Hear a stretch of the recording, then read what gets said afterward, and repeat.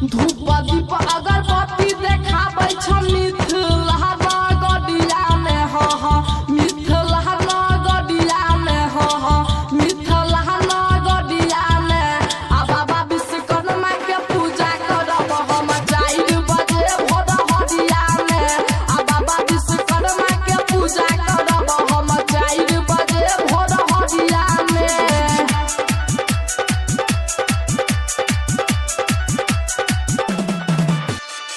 गाड़ी घोड़ा गाड़ी के फुटल चलै छै खूब डगरिया में चलै छै खूब डगरिया में चलै छै खूब डगरिया में आ बाबा विश्वकर्मा के पूजा करब हम 4 बजे भोर हरिया में आ बाबा विश्वकर्मा के पूजा करब हम 4 बजे भोर हरिया में।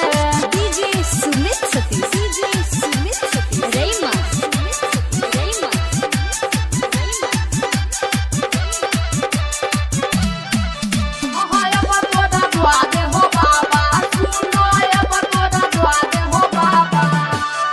लड्डू मिठाई खरीदब हो बाबा दरभंगा सहरिया में मधुबनी सहरिया में निर्मली सहरिया में आ मिथुन मार्शल पूजा करै छ 4 बजे भोर हरिया में आ बाबा विश्वकर्मा के पूजा करब हम 4 बजे भोर हरिया में। Recording by DD production house Sakri 97 084 45 722।